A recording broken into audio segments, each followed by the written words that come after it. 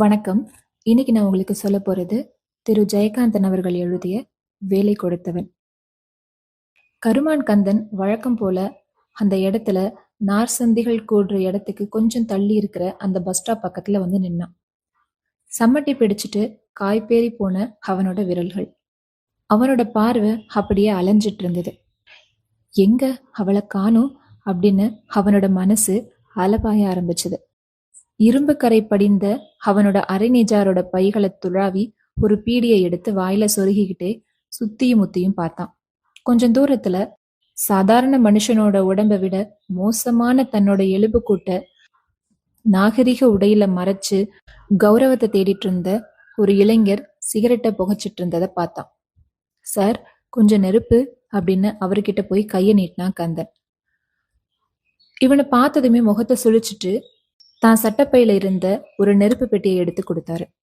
பீடியை பத்த வச்சுட்டு நெருப்பு பெட்டியை திருப்ப கொடுத்தான் கந்தன். அவருக்கு புரியுற பாஷையில தேங்க்ஸ் அப்படின்னு சொன்னான்.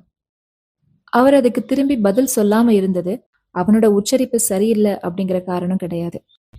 அவனும் ஒரு மனுஷன்தான் அப்படின்னு நினைக்கிறதுக்கு அவரோட மனசு, அவரோட கௌரவம் இடம் கொடுக்காததுனாலதான். சாமி, அந்த நாகரிக இளைஞன் கிட்ட கை நீட்டி பிச்சை கேட்டுக்கிட்டு இருந்தா ஒரு பிச்சைக்காரி. அவளை அங்க பார்க்கும் போதெல்லாம் கருமான் கந்தனுக்கு ஆத்திரம் பத்திக்கிட்டு வரும். இவ்வளவு அழகான ஒரு பெண் இப்படி பிச்சை எடுக்கலாமா? அதுவும் இல்லாம இவ யார் யாருக்கிட்டயோ பிச்சை கேட்கிறா. இவன்கிட்ட வந்தும் கேட்டதே இல்லையே. இவனையும் இவன் கருமான் கோலத்தையும் பார்த்தா தர்ம பிரபு மாதிரி அவளுக்கு தோணுமா என்ன? அப்படியே அவ பிச்சை கேட்டாலும் அவளுக்கு பிச்சை போடுற அளவுக்கு இவன் இருக்கிறானா அப்படிங்கிறதும் ஒரு சந்தேகம்தான். சாமி, போப்போ, ஏதாவது கூலி வேலை செய்யறது தானே அப்படின்னு கேட்டான். எங்க சாமி வேலை கிடைக்குது அப்படின்னு சினுங்கினான். அதை கேட்டதுமே கந்தனோட பொறுமை எல்லையை கடந்துச்சு. வேலை கிடைச்சா செஞ்சு கிழிச்சிருவியோ அப்படின்னு அவங்க கிட்ட குறுக்க போனா அவன். நீ என்ன லட்சாதிபதி பிரபுவோ, வேலை கொடுத்துருவியோ அப்படின்னு பதிலுக்கு அவளும் சீறினான். கொடுத்தா செய்வியா அப்படின்னு கேட்டான். ஓ, நீ என்ன வேலை வச்சிருக்க அப்படின்னு கேட்டான். அவன் முகவாய தேய்ச்சிக்கிட்டே நின்னான். அதுக்குள்ள 10:30 மணி அடிக்க அவன் ஒரே ஓட்டமா ஓடினான். வேலை கொடுக்கறவன் மூஞ்சிய பாரு அப்படின்னு அவ சிரிச்ச சத்தம் அந்த அவசரத்துல கூட அவனோட காதுகள்ல நல்லாவே கேட்டுது. பட்டையில வேலை செஞ்சிட்டு இருக்கும் போதெல்லாம் அவன் மனசு அவளை பத்தியே நினைச்சிட்டு இருந்தது. கந்தனும் அனாதுதான், அதுக்காக அவன் பிச்சை எடுக்க முடியுமா? அவன் வம்சமே அந்த தொழில செஞ்சதில்ல. பிச்சை, சி, அதுவும் ஒரு பிழப்பா? இந்த உலகத்துல பிச்சைக்காரத்தனம் எப்படி வந்திருக்க முடியும்? சிந்தனை ஓட்டத்தால அவனோட வேலை தடப்படவே இல்லை. உரமேறிய அவனோட கரங்கள்ல இருந்த சம்பட்டி பழுக்க காய்ச்சின இரும்பு துண்டுகள் மேல எந்திரம் போல தாளலயம் பிறழாம விழுந்துட்டுதான் இருந்தது. ஆனா அவனோட மனசோ பிச்சைக்காரத்தனத்தின் தலை மேல விழுற அடிகளாத்தான் அதை நினைச்சது. சாயங்காலம் 5 மணிக்கெல்லாம் அவனுக்கு வேலை முடிஞ்சிருச்சு. அன்னைக்கு சம்பள தினம். அவனுக்கு வார சம்பளம் 5 ரூபாதான். ஒண்டிக்கட்ட, அது போதும் அவனுக்கு. அவனோட தனி குடிசையில இரவோடு இரவா அடுப்பு புகையும், காலையில மிஞ்சிற பழைய சோறு, மத்தியானத்துல நாயர்கடை மசால் வடையோட ஒரு சிங்கிள் சாயா. அவன் லிவிங் ஸ்டாண்டர்டுக்கு அது போதாதா? அன்னைக்கு என்னவோ தெரியல, 5 ரூபாய வாங்கிக்கிட்டு வெளியே வந்ததும் ஒரு சிங்கிள் எக்ஸ்ட்ரா டீ அடிக்கணும் அப்படின்னு அவனுக்கு தோணுச்சு. டீ குடிக்க நாயர் கடைக்கு போனான். போகும்போது கருப்பையா எதிரில வந்தான். என்ன கந்தா, ஈழப்புச்சரா ஒரு மூட்டை இருக்கு, உங்க பற்றையில யாருக்காவது வேணுமான்னு கேட்டு சொல்ல, செலவுக்கு துட்டு வேண்டியிருக்கு அப்படின்னு சொன்னான். கந்தன் நின்னான். தனக்குத்தான் ராத்திரியில அடுப்பெரிக்க விறகு வேண்டியிருக்கே, இதுல ஒரு முட்டை வாங்கி போட்டாதான் என்ன அப்படின்னு நினைக்கவும் அவன்கிட்ட விலை பேச ஆரம்பிச்சு பேரம் பேசி முடிச்சு மூட்டைய வாங்கிட்டான். அதை கொண்டு போய் வீட்டுல சேர்க்க வேண்டாமா? ரோடுக்கு பக்கத்துல தூங்கு மூஞ்சி மரத்தடியில தூங்கி வழிஞ்சிட்டு இருந்த பிச்சைக்காரிய கூப்பிட்டான். ஏய், இங்க வா. எதுக்கான்? காலையில நீ தானே நீ என்ன பெரிய லட்சாதிபதி பிரபுவோ, வேலை கொடுக்க வந்துட்டேன்னு கேட்ட அப்படின்னு கேட்டான். ஆமா கேட்டேன், அதுக்கு என்ன இப்போ அப்படின்னா. போடி பைத்தியக்காரி, லட்சாதிபதி பிரபு எவனும் உனக்கு வேலை கொடுக்க மாட்டான்.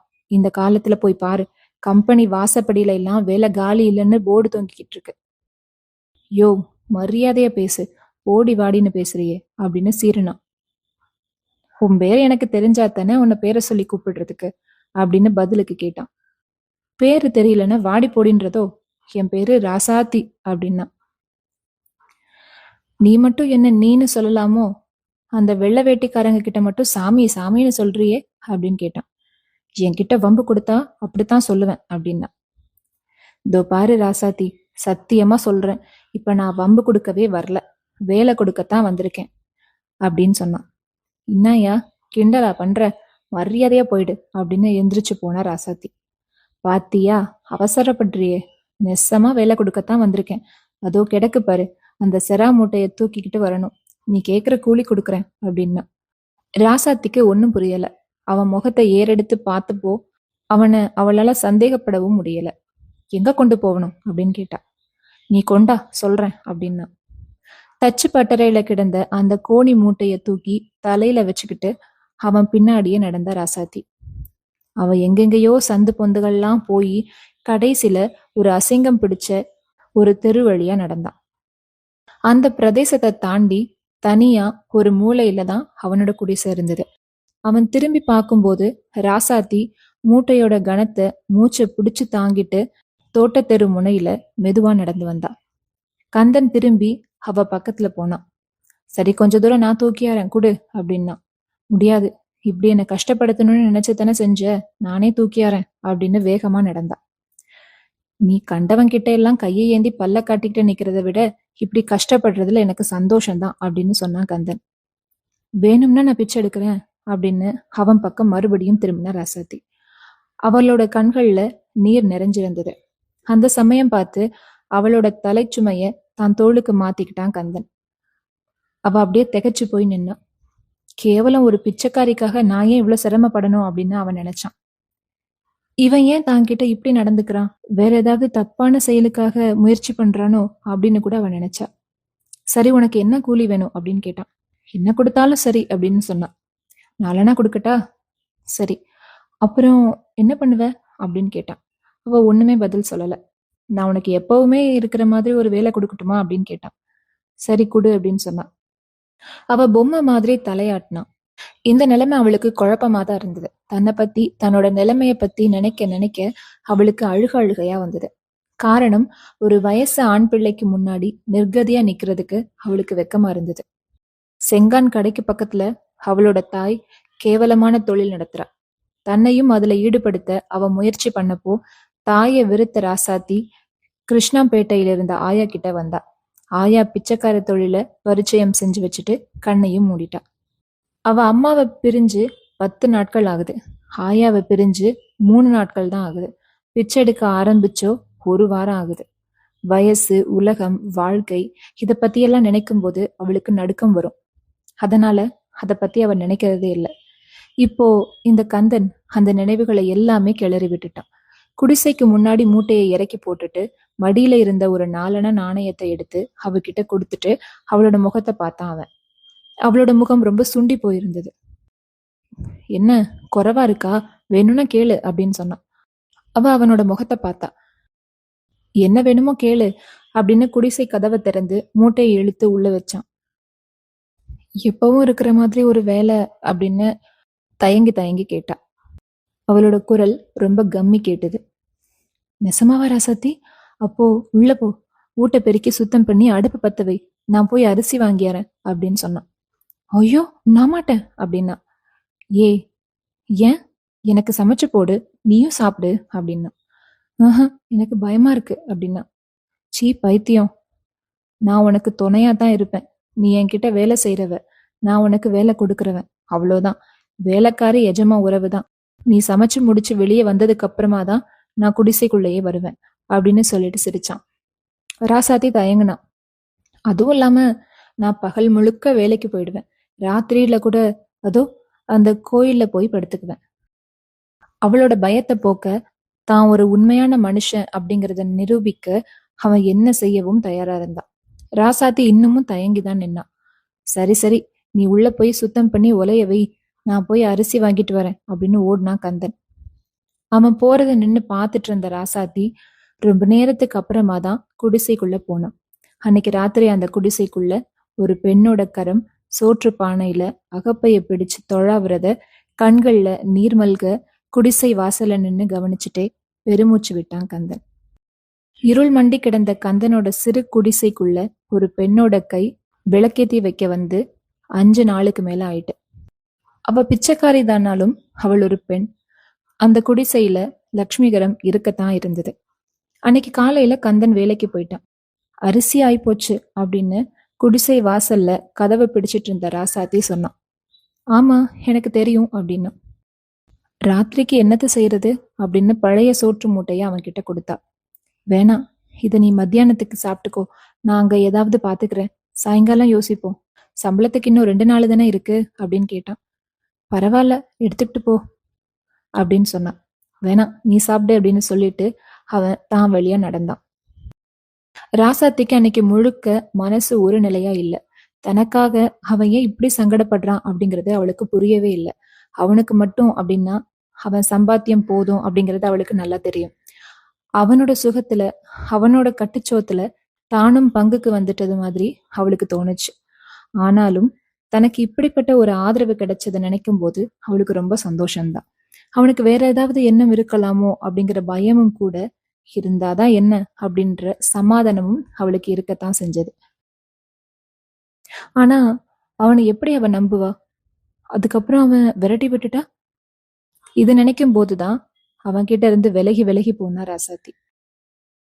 அன்னைக்கு அவன் வீடு திரும்பும் போது இருள் சூழ்ந்து போச்சு. குடிசைக்குள்ள அடுப்பு புகையல, விளக்கு எரியல. வெளிய முழங்கால்களை கட்டிக்கிட்டு உட்கார்ந்திருந்தா ராசாத்தி.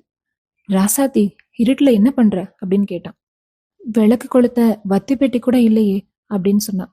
இந்தா விளக்க கொளுத்து அப்படின்னு பெட்டியையும் ஒரு பலகார பொட்டணத்தையும் அவகிட்ட கொடுத்தான் கந்தன். இது என்ன? நம்ம நாயர் கடையில வாங்கிய அந்த பஜ்ஜி அப்படின்னு சொன்னான். எனக்கு இன்னைக்கு வேலை கொடுக்கலையே. ஆமா, வேலை இல்லாம நான் எதுக்கு இங்க இருக்கணும்? ஏன் இருக்கக்கூடாது? வேலை இல்லாத எஜமான் கிட்ட எதுக்கு ஒருத்தி வேலைக்கு இருக்கணும்னு கேக்குறேன் அப்படின்னா. இதோ பாரு ராசாத்தி, வேலைக்காரி எஜமான்னு நீ நினைக்கிறதுனாலதான் வேலை இல்லாதது எனக்கு தெரியுது அப்படின்னு அவளோட கையை பிடிச்சு ஒரு பஜ்ஜியை எடுத்து அவ வாய்க்கிட்ட கொண்டு போனா அவன். அவ அவனோட பிடிய உதறல, வாயை திறக்கவும் இல்லை. பார்வையை உயர்த்தி அவனோட முகத்தை பார்த்தா. கண்கள் கலங்கி போயிருந்தது.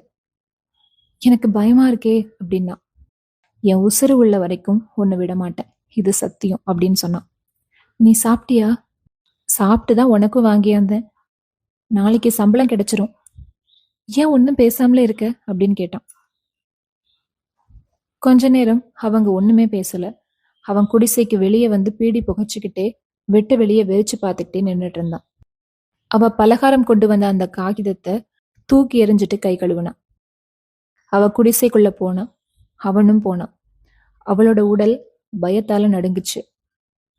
அவ பயந்து நடுங்கிறத அவன் விரும்பல. சரி, நான் கோயில படுத்துக்கிறேன் அப்படின்னு வெளியே போனான். எதுக்கு? வேண்டாம் அப்படின்னா. அவளோட குரல் நடுங்குச்சு. எண்ணெய் இல்லாம இருந்ததுனால அந்த விளக்கு திரியும் கருகி போச்சு. ஒளி சட்டுன்னு மறைஞ்சது. அப்போ அவன் கேட்டான், நீ எனக்கு இன்னுமா வேலைக்காரி அப்படின்னு. ஆமா, வேலைக்காரி தான், பிச்சைக்காரி இல்ல அப்படின்னு சொல்லும்போது அவளோட குரல்ல ஒரு பெருமிதம்.